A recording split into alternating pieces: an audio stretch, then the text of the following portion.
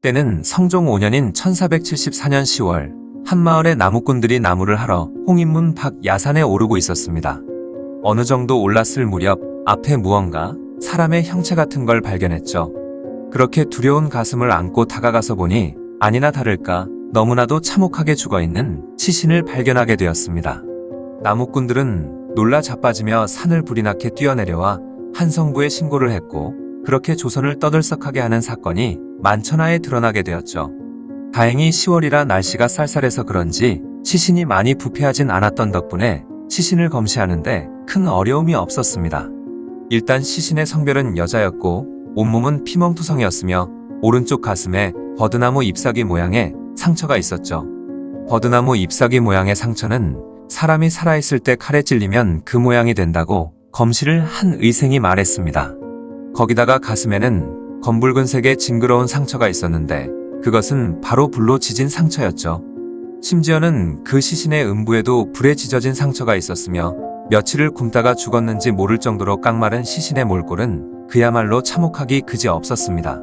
그리고 검시를 하는 동시에 탐문 수사를 벌여 그 젊은 여자 시신이 누구인지 알아내게 되었죠.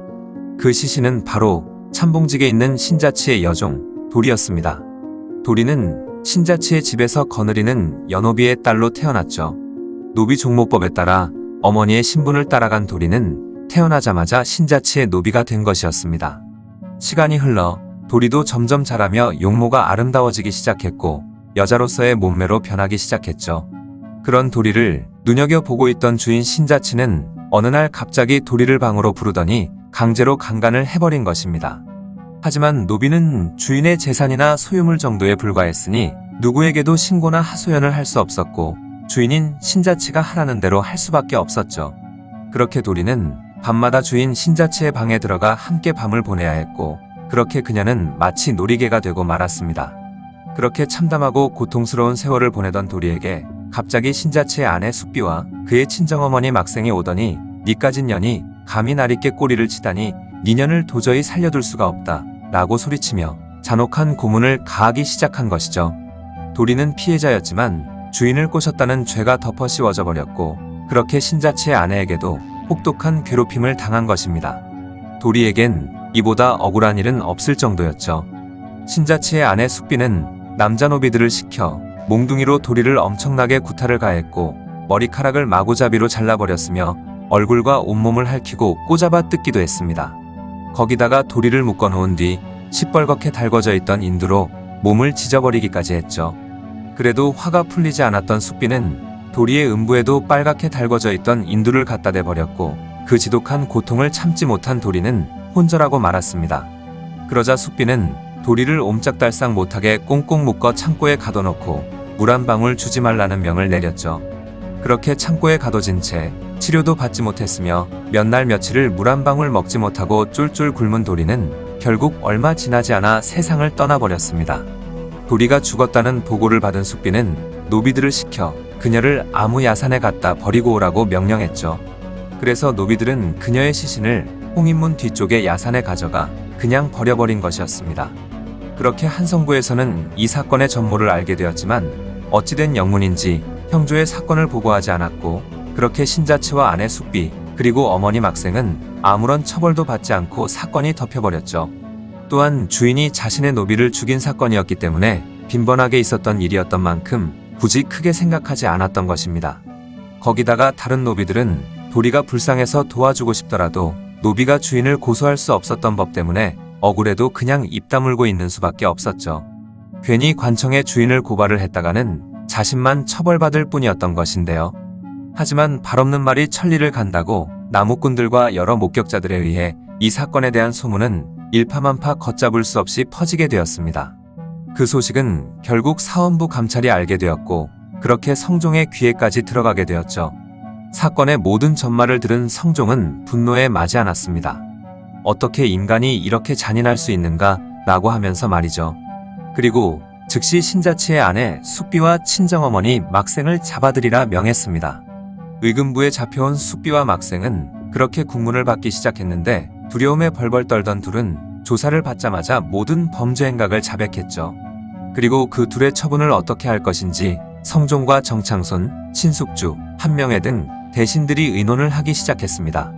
결론은 신자치는 공신의 아들이니 고심만 거두고 칠거지하게 하나인 질투를 한 아내 숙비와 그녀를 도와준 친정어머니 막생은 외지로 부처시키자는 의견이 나왔지만 결국 신자치는 경상도 안음에 그리고 숙비와 막생은 경상도 산음에 부처시키는 걸로 결론이 나게 되었습니다. 애초에 신자치가 도리를 강간하지만 않았다면 그 누구도 처벌을 받거나 죽지 않았을 텐데 결국 이 모든 일의 원흉은 신자치였지만 공신의 아들이니 고심만 거두자고 하는 것도 정말 어이가 없는 노릇이죠. 어쨌든 그들이 서로 너무 가까운 곳에 부처되었으니 이 부부를 떨어져 있게 해야 한다는 주장이 나와 아내 숙비와 친정어머니 막생은 충청도 진천으로 옮겨지게 되었죠. 그렇게 억울하게 죽임을 당한 도리의 사건이 이렇게 마무리가 되었습니다. 조선 세종 때에 있었던 권채 덕금이 사건과 이 신자치 도리 사건은 굉장히 유사한 사건인데요. 조선시대에는 이렇게 남자들이 자기 집 연호비들을 어떻게 대했는지 그리고 그 집의 여주인은 남편에게 강간당한 여종에게 어떠했는지 여실히 드러나는 사건이 아닌가 싶습니다. 당시 노비들은 정말 개돼지 취급도 못 받았던 것 같은데요. 덕금이와 도리 사건과 같이 연호비들이 반항 한번 하지 못하고 그대로 주인에게 강간당하거나 죽임당할 수밖에 없었던 일은 워낙 흔해서 드러나지 않았거나 그냥 흐지부지 되었던 경우는 셀 수 없을 정도로 많았을 거라고 생각되죠. 심지어 조선 중기의 문신 성효학이 지은 소거면순에는 십경묘법이라는 글이 실려 있는데요. 이 글을 보면 당시 양반 남자들이 어떻게 연호비들을 대하고 봐왔는지 대충 알 수가 있죠. 그 내용을 보면 기가 차는데요.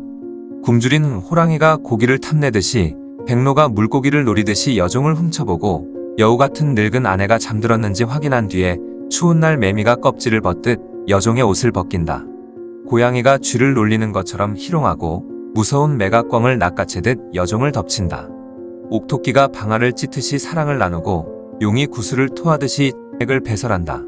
소가 달을 쳐다보듯이 헐떡거리면서 늙은 말처럼 집으로 돌아온다. 이런 충격적인 내용이었습니다. 이런 충격적인 내용조차도 당시 양반가에 널리 퍼져 있었다고 하며 그만큼 당시 양반 남자들에게 여종들은 성적 유의의 대상, 그 이상 그 이하도 되지 않았던 것이죠. 이 글을 보면서 서로 공감하며 히히덕거리던 위선 가득했던 양반 남자들의 모습을 상상하면 분노하지 않을 수 없을 것 같습니다. 과거의 남자든 여자든 노비로 태어난다는 것은 정말로 끔찍한 일이 아닐 수 없었겠네요. 남주인에게는 강간을 당하고 여주인에게는 심한 폭행과 고문, 심지어 비참하게 죽임까지 당한 연호비 도리에 대한 이야기였습니다. 영상을 봐주셔서 감사합니다. 더 재미있고 유익한 영상으로 다시 찾아뵙겠습니다. 구독과 좋아요 꾹 눌러주시고 댓글도 부탁드려요.